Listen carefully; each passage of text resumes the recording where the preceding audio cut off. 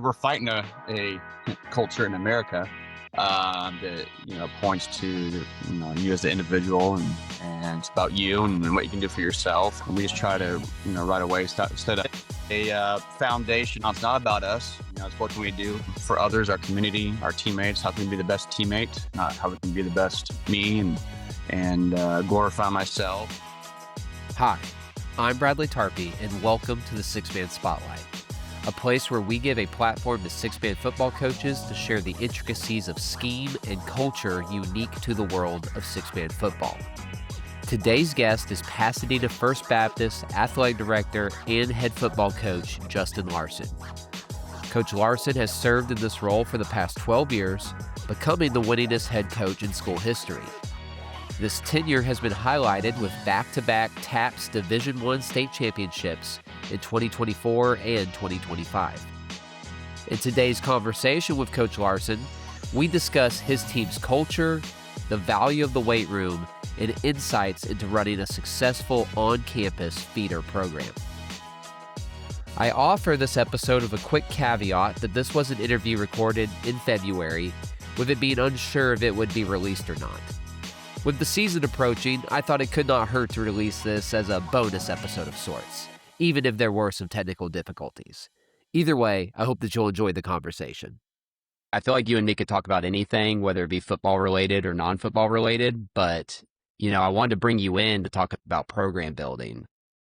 Your time at Pasadena, you had a lot of success, a lot of things that 15 years ago that people probably didn't think was possible at Pasadena. So I'm excited to fire off some questions to you about sort of your thoughts on building a program. For sure. Yeah. Well, let's start with this, and we're going to jump in with a culture question. Okay. So, when you think of FBCA culture, like what is that? What do you guys believe in? What do y'all stand for? Culture at FBCA. Can you just give us a quick rundown there? Yeah, culture, that's obviously something that really everyone has, whether you call it culture or your atmosphere, your vibe. But for First Baptist, obviously we take a lot of pride in our culture and what we're about. Ultimately, it begins in our foundation in the Lord. Not all students and families are believers, but it starts there, and in what we do, our mission, our focus is on doing it for Him. And I feel like for the football team, and you see this, especially the beginning of the season, that's just like where we try to put the emphasis. We're fighting a culture in America that points to you as the individual, and it's about you and what you can do for yourself, and we just try to right away set a emphasis, a foundation. Now, it's not about us. It's what can we do for others, our community, our teammates. How can we be the best teammate? Not how we can be the best me and glorify myself. And so I think you see that. Hopefully, obviously not so perfect. I'm not, but just learn to be a really good team player, a team first player, and really just and so we do all kinds of stuff with that to work on that. It's just like if we really want to get better at a down block or a second level block, we train the heck out of it, right? If we really want to work on our culture and the character of the kids, we train the heck out of it. And we try to make a point where it's just not a one-day deal in the classroom. We talk about, hey, it's good to be a good person, and it's something that we visit, weekly, multiple times. That we also work on it, whether we look for opportunities around campus to serve and help teachers, the church, families in our community, and so just training that, working on that, and so obviously a culture that is a culture that serves, that servant leadership, but a hard-working culture. A culture that learns to compete the right way, because we want our kids to be great competitors, but do it the right way, and learn how to compete the right way. But whether that, like we say, whether it's in the classroom, on the football field, at home, in the community, we are trying to glorify Christ in what we're doing, and we hope that the football team can be leaders of that. And obviously, it's the start of the year. Every school year is different on campus, and we'd like to think that our football players are leaders, and they help set the tone around the whole campus with that. And so training that, drilling that, what that culture looks like, and we take a lot of pride on that. And ultimately, I think you see it show up on the football field too. we preach and we teach and we drill a lot of life skills for these student athletes, these young men, and helping them to be the best future husbands and fathers and employees they can be. But when we work on that and we work on those skills, I think you see that on Friday nights help them have success and meet the goals that they want to meet. For sure. I'm blessed where I get to see a lot of that firsthand, and I know that's the reality. But in my mind, a lot of people listen to that and they say, I mean, that sounds great. I'd want to be a part of that too. I want my program to be like that. But how do you feel you guys do a good job of sort of enforcing it or incentivizing it, helping the kids not just talk about it, but actually be about it? Do you have any advice for coaches in terms of how to actually incentivize or, that can be positive or negative, getting the results that you want? Yeah, a great question. You're right.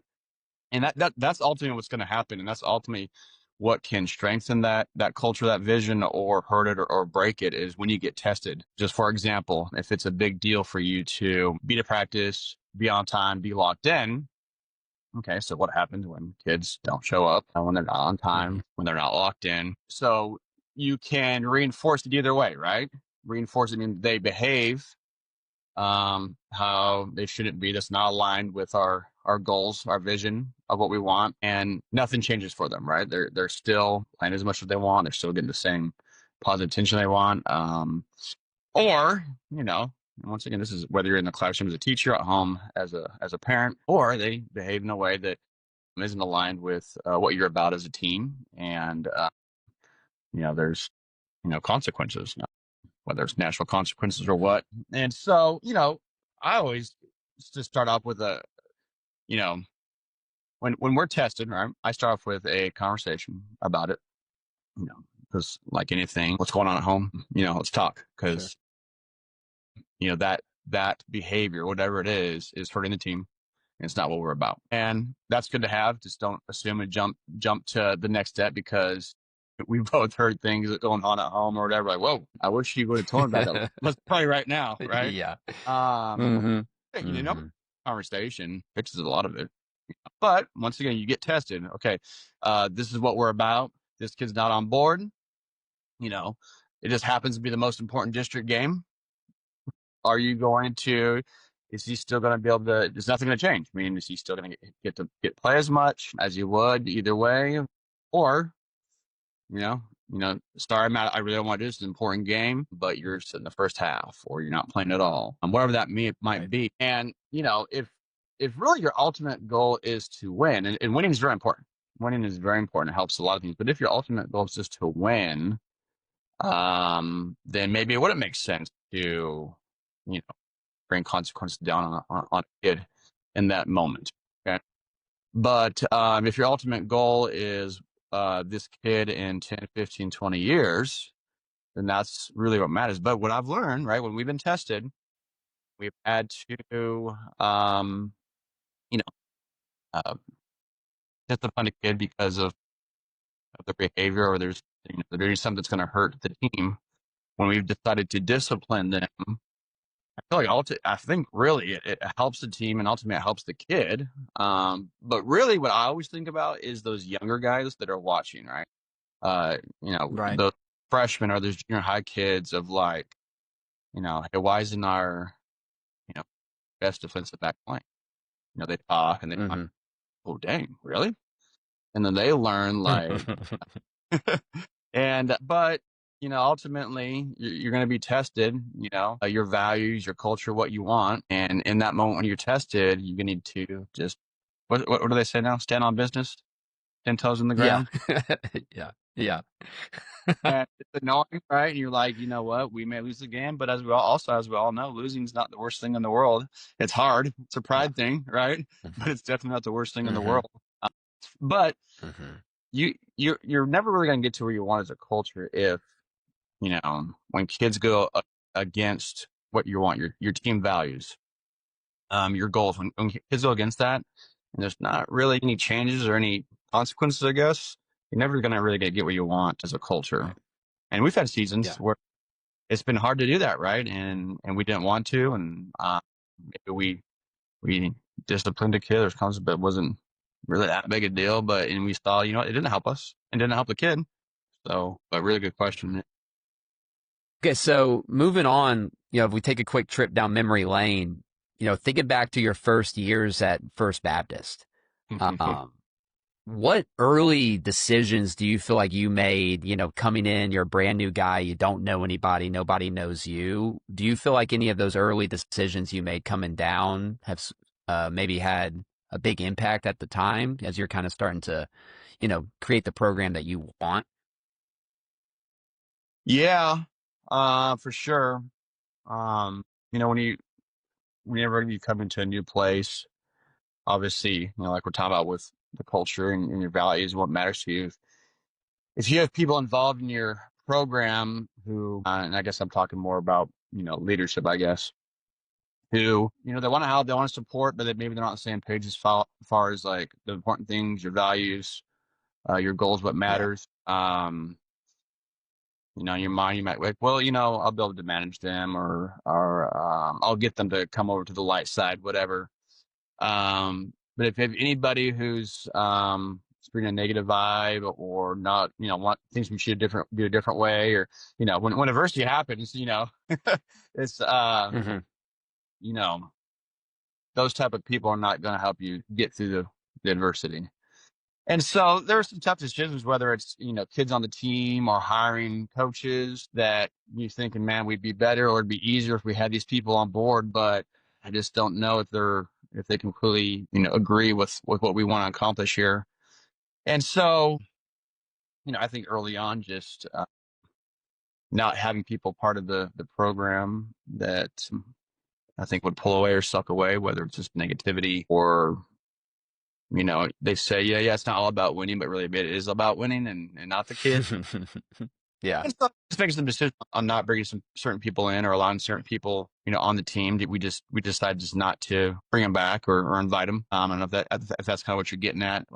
Is No, yeah, no, I think that's really good. That's a new perspective on things I don't know that I've really thought of before. Like, the idea of being selective on who sticks around. Yeah, because when you I'm, whether you're putting a staff together, whatever, you think, well, we need these people to help, run the ship, but really just because you have more help, more bodies isn't necessarily going to make it run more efficiently or be better. I mean, you want to be really smart and careful about the selection process there, especially when you're first starting out. Um, mhm, and It'd be better for me, in my opinion, to have less for sure that they're who you want, whether mhm, it's work ethic wise, obviously character wise. I tell people all the time when I hire, I'd rather hire someone who's less talented, but their character is rock solid than someone who is very talented, but their character is like, I believe as a coach, and that's kind of one of your responsibilities as a leader is to help them gain talent and develop talent. And I think personally, everyone's different, but I think it's easier to, develop their football knowledge, um, their football abilities rather than their character. And especially like when you're talking about adults and hiring, it's even harder to work on their character, in my opinion, because the older you get, I feel like you're kind of set in your ways. And so, um, having more resources isn't always better, if that makes sense. Make sure you have the right people surrounding your kids, surrounding you. I think that's more important than having the quantity. Let's switch gears a little bit here. This has been already really valuable, and I'm enjoying hearing your thoughts on this. So let's get into a topic that I know you're really passionate about, and it's about the weight room. Hmm. Once again, kind of talking big picture, building a program that can sort of stand the test of time. I guess, what role do you see the weight room playing in the football program? What value do you see it bring in? Curious your thoughts on just the importance of the weight room. Yeah, man, I think it's almost the most important thing. It might be actually. I've really sat down and looked at the most important things of building a football program and really a school-wide athletic program, to be honest. You Yeah. talked about when I come down here and some of the big changes or challenges. This is something I could have added because I remember walking in and seeing the weight room situation and just being like, whoa, we got this funny. Before I even moved down here, I was on the phone with the head of school saying, can we do something about this? And I don't know if you knew this, but before I even moved down here, we had the new equipment ordered. But Oh, wow. yeah, he was able to find a donor, and obviously, it's a passion of mine.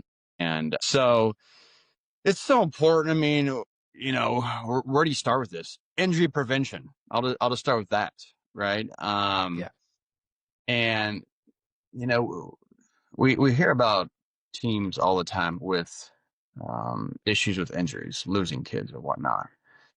And there's a lot of things that go into a kid getting injured. So many things that we can't prevent, to be honest. But you look at the data, man, and you know, that's why I say we've been blessed, because there's a lot of good schools that, you know, pray just as hard as we do, right? Or are just as spiritual as we are, and they have injuries. I don't want to Mhm. say that God's Yep. looking over us more than those schools, but you just look at the data, and we've Yeah. and we stay Been so blessed. healthy. It's incredible. Um, Hmm. and I mean the number of knees and shoulders that we've had in 12 years. I mean, Yeah. it's hard to think of any, right? Hmm. And Hmm. so is that just luck and coincidence? I don't think so. I think what we do in the weight room matters so much with injury prevention. There's some people who are concerned about the weight room and getting injured. But obviously we all want to get stronger and faster and more explosive, and that's what it's about. But to me, like injury prevention, the confidence it builds, when you start getting strong, when you start looking better. And obviously right now I'm talking about it doesn't relate just to football, right? Um, but Yeah.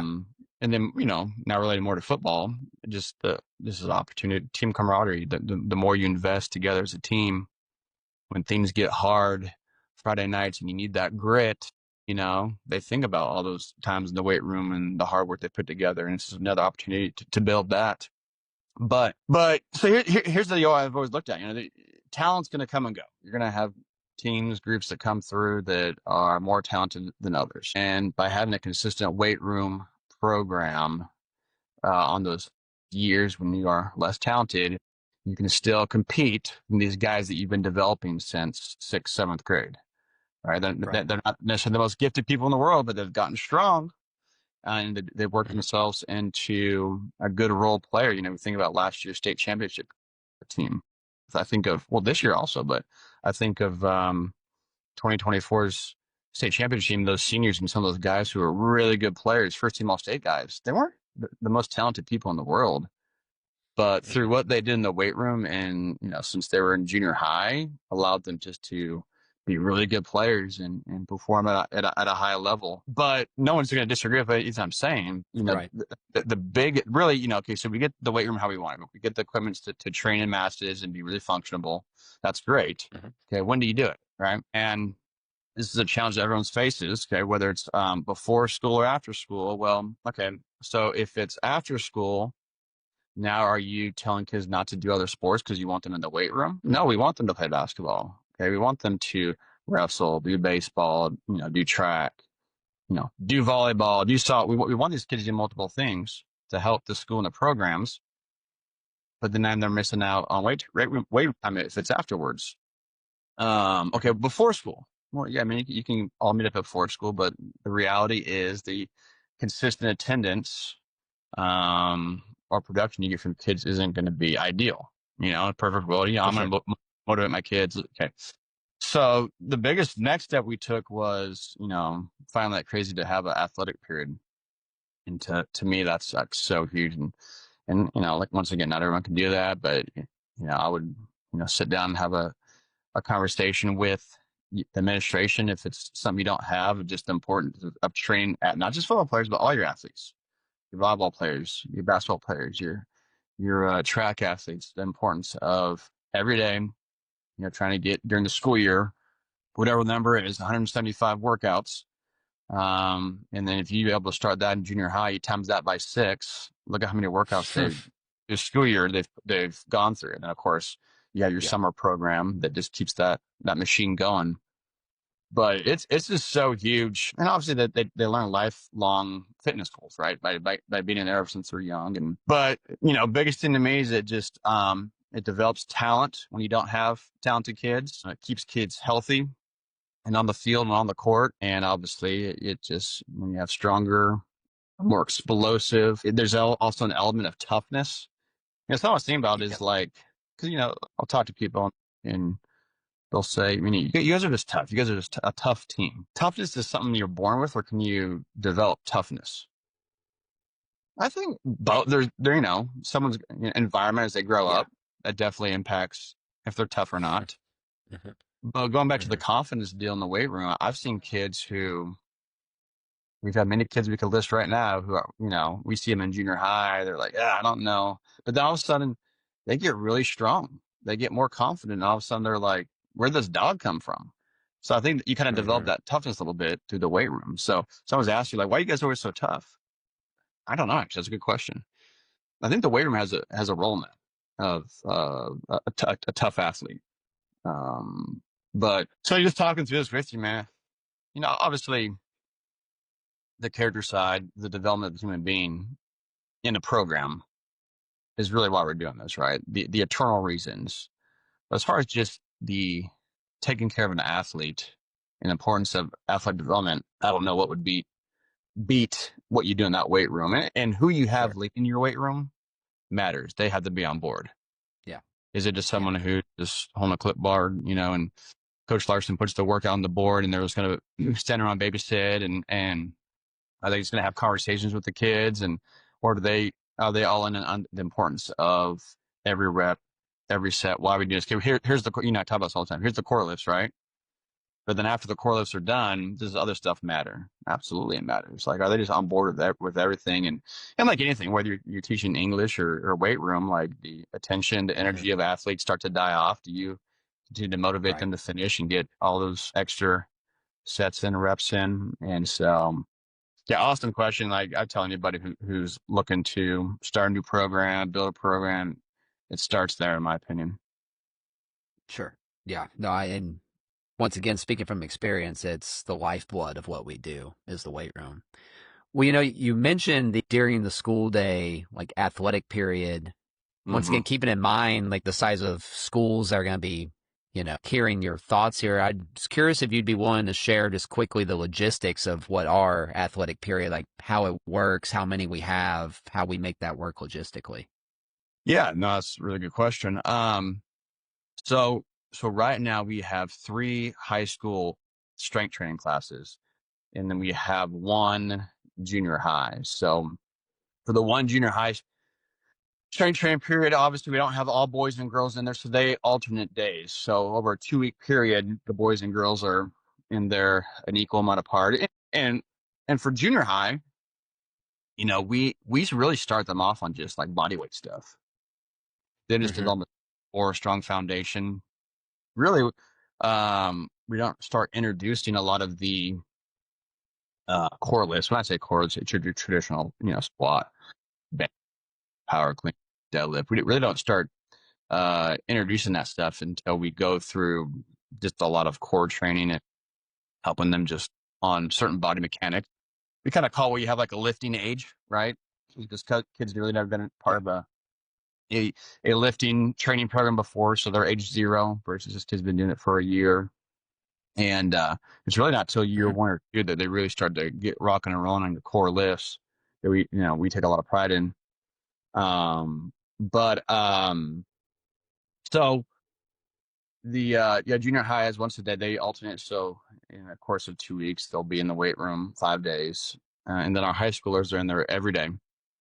And we're able to spread out amongst 3 different periods, and we don't want to be too full. Obviously, when you have more bodies in there, it's fun. There's a lot more energy, but Yep. like anything, it's harder to manage, and we want to be able to manage and stay on top of kids' technique, form, and ego lifting, right? But not following their training maxes. And so, it'd be nice to add honestly a fourth period, but you just need that time of the day to open up. And obviously you need to have qualified coaches. Qualified coaches is important for a number of reasons. But so yeah, 3 periods of the day, we separate high schoolers, and it's really based on their schedule, not based on their ability or the sport they're in. So we have our high schoolers or the volleyball players are with the basketball players who are with the track kids, the softball kids. They're all mixed in together, and we get smart about their different lifting ages. The younger lifting age kids, we have in one part of the room, older kids another part of the room. And the older lifting kids, you have to really be on top of their weight management and not ego lifting, where the younger lifting kids, you have to stay on top, more so top of their technique. But that's why it's important to have a qualified supervisor in there who's able to handle all that. And just something I'd recommend is whoever your lead lifting coach is, whether it's your head track coach, head football coach, whoever it is, head basketball coach, your AD, or you have someone who just is your lifting coach, have them train the other coaches, teachers who will be in Mm-hmm. there. Whether it's, the summertime is a great time to do that, right? And I say train them. I think the best way to do it is for them to be in there with you, watch you, talk to the kids, demonstrate the lifts. But for them to see how you correct the kids, I think is really important. And so I would spend the time, I would invest in getting that person, whoever your lead person is, they are with your other coaches in there. So obviously those coaches can watch them work, but then they can watch you coaches work. And that to me is ultimately setting up your kids for success and staying healthy. And what's our ultimate goal is to have them on the field, have them on the court competing. Well, I'm a little bit disappointed you didn't mention another option is in the summer you can just have the coaches all work out together and do it themselves to learn how to do it, like we did this past Yeah, summer.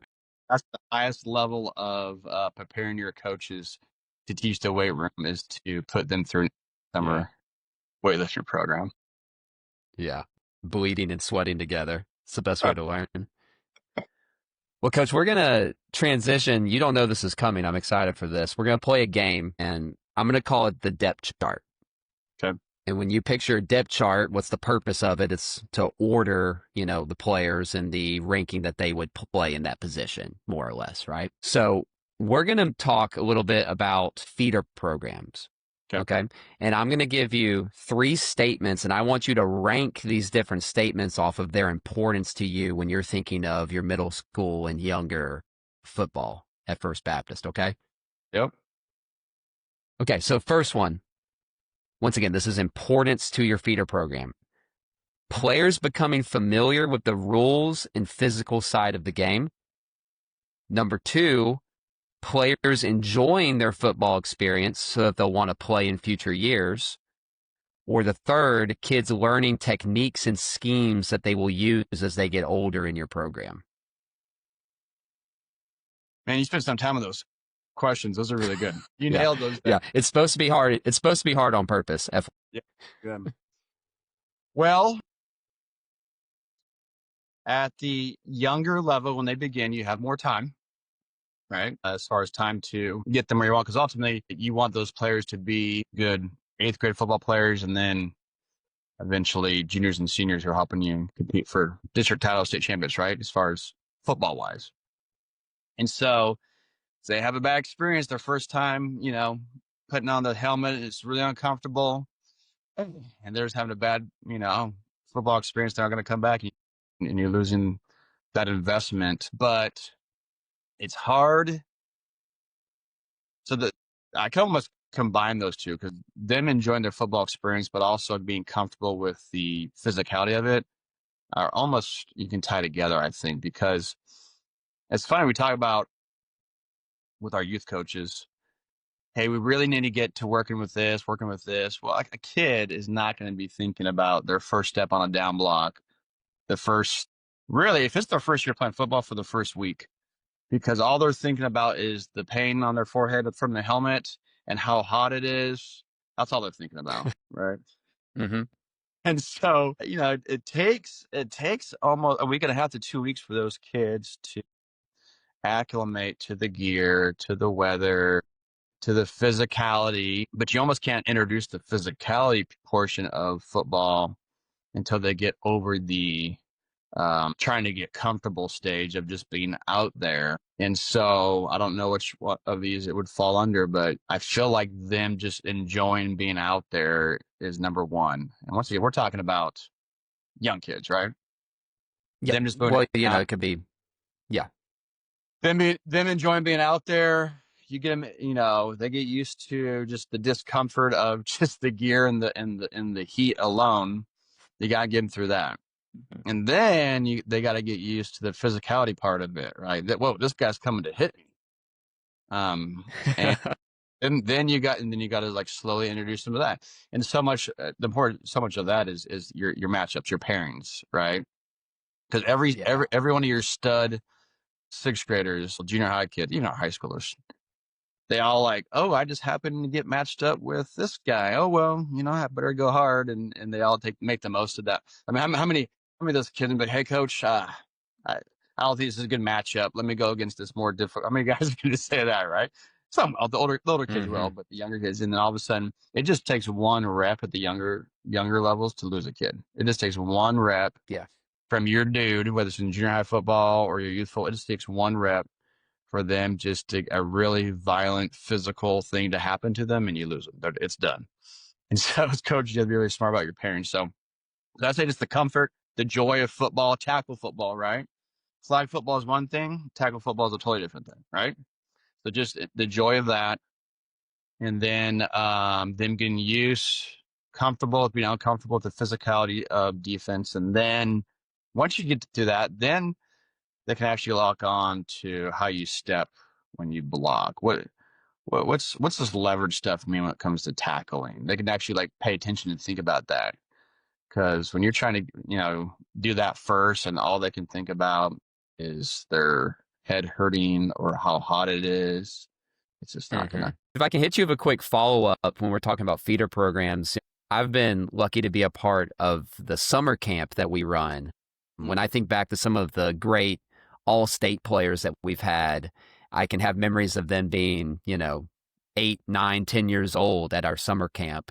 So could Yeah. you just talk a little bit about sort of your philosophy when it comes to running that 1 week football camp during the summer, what you're trying to accomplish, maybe a little bit of logistics of how it works? Well, that's a good follow up to what we are talking about, right? Because during that camp, our goal is for it just to be fun, right? We want them to Mm-hmm. just be excited to come. They're going to be sad when it's over. And so it serves the purpose of them just, having fun, maybe breaking any stigmas that, tackle football is, that they hear about. Mm-hmm. Or that they hear about their mom talking about in the kitchen, right? Like it's fun, safe, it's responsible, and a lot of times I guess that counts for the parents, right? The parents Yeah. watch their kids Yeah, being you're choked, completely and like, right. oh, okay. This isn't like the modern day gladiators we watch every Sunday on TV. This is just pillow fighting, but yeah, them just having fun, number one, right? But it also serves the purpose of them acclimating to the weather, right? And so, at those camps, it's fun. It's something they talk about, and then you try to work in some technique, mechanic stuff, but then letting them to compete and just create awesome memories and kind of sets up for the those questions you talked about a second ago of early on when you're trying to get those young kids ready, prepared to actually play football. That is a um, huge step in doing that. Is that summer camp we do? Yeah, that's terrific. And it really is a fun event to be a part of. And it's just funny to think back to all the kids we've had that's taken place in that camp, man. It's crazy. Well, go back to, and going back to something we talked about earlier. Mhm. How many kids were at those camps and we're like, I don't think this kid's gonna have a future in football. Not that we don't want Yeah, it, so. sure. And Sure. then to your point, fast forward and they're an all-state football player for it. Never know.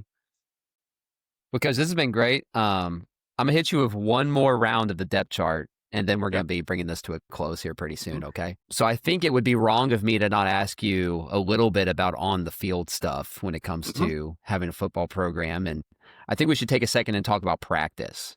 Mhm. And we're following a similar theme here where I want you to rank these three statements off of their importance to having a good practice in your mind. What does a great practice look like to Coach Larsen? Okay, so you Okay. ready for your three? Yep. Okay, number one, a day free of mental mistakes.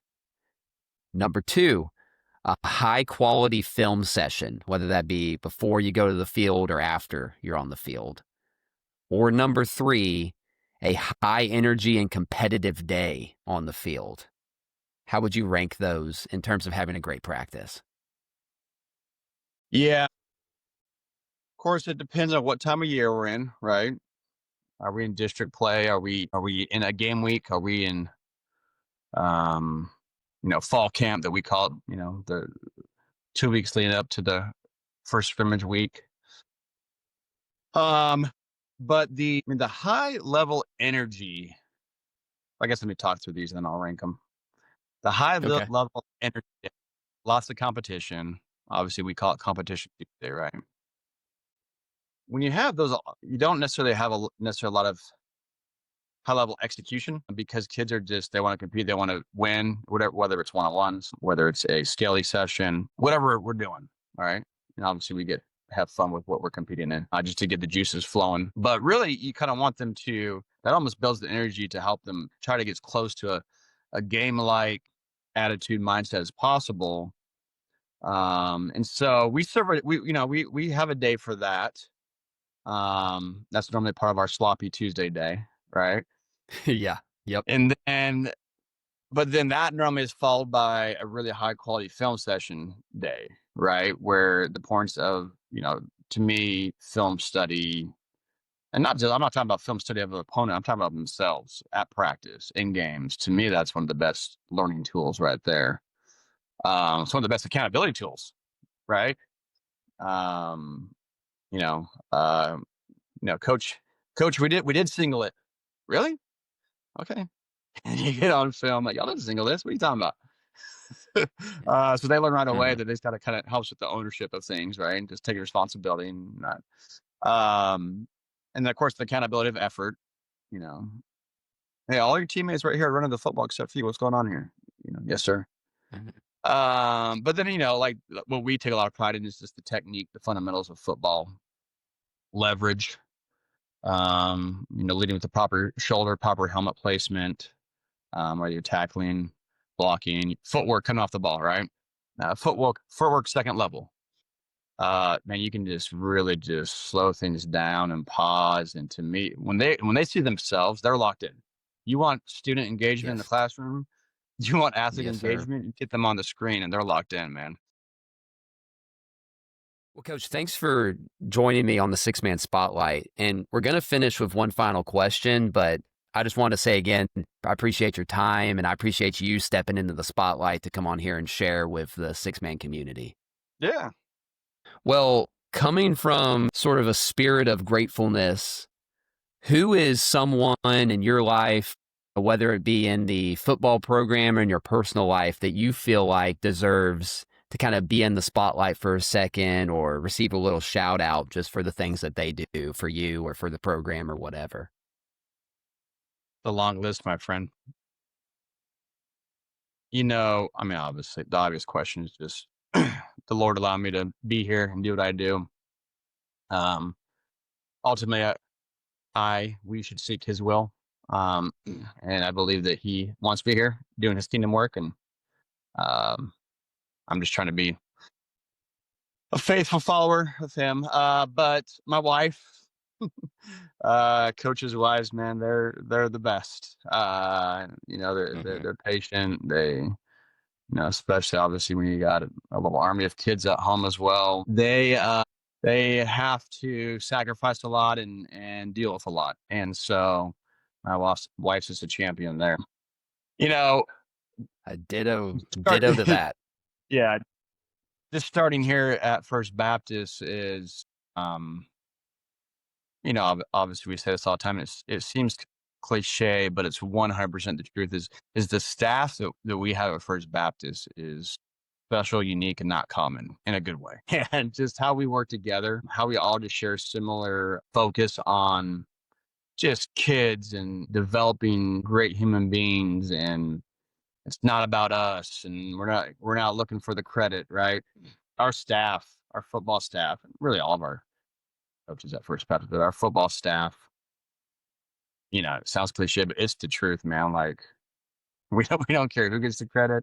We just have fun Hmm. together. Um, and so, the staff here, they need a shout out. They need credit for the time they put in, man. And just the fun conversations and planning we have. And we could sit here and share all kinds of stories and examples of what that looks like. But, and then for all of us, there's been so in our life as we've come up through, cut our teeth in the teaching, coaching world that has really just helped you in your journey. And, a guy, Gavin Kralik, who I worked with for 9 years in Washington State, man, just the things that I, learned from him, whether he was telling me or I watched him fail and say, and he kind of be like, hey, don't do that. And then I would fail and he would, you know, gracefully, talk to me about it and give me perspective. And when I lacked humility, he made sure to point it out. And I'm grateful for that because I needed it, man. I still need it. And a story for another time, I wouldn't be down here in Texas and Pasadena if it wasn't for him. But I mean, the list goes on, but that's Sure. a really good question. And of course, then just in general, having great leadership, like at our school, we've had a really Yeah, we good do. leader, from the different head of schools we've had, the board, principals, all those people play a role in having a great athletic program, football program to support, guidance there. Um, and so, I could say names that would make sense to you, but nobody else knows who they are. Sure. Yeah. But, Yeah. uh, Yeah. but, so yeah, I mean, there's a lot of people, but those are the first people who pop in my head. Well, that's great. I mean, even just being able to rattle off a list like that kind of shows, your priorities and sort of what makes you you. So, Coach, thanks again for your time. This has been awesome. Peek I'm, behind the I'm glad, curtain. This is the first interview I've done. This has yeah, been a lot of fun, man. This is a I'm glad you blessing. do. It's fun. This is good for not just the six man community, but football community in general. I think so. Good for you, man. Thank you for having me. Thank you for doing this. All right. Thanks, Coach.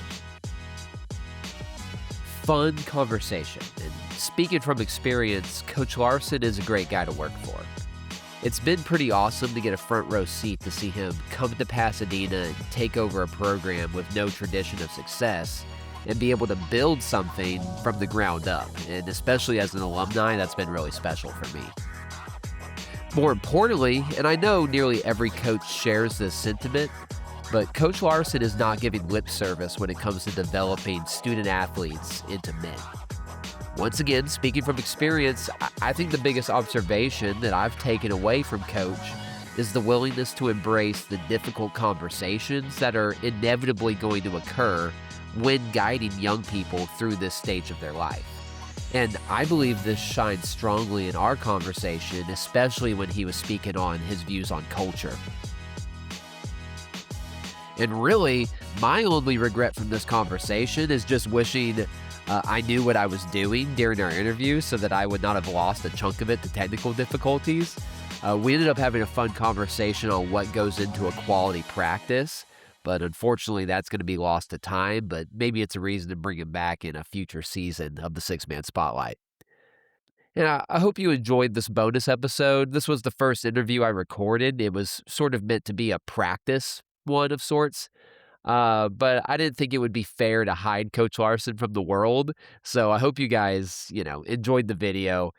More content coming soon, so don't miss it. And you can help me out and help yourself out by subscribing so you can stay up to date on the content that's coming up down the pipe here. Thanks, guys. I'll see you next time.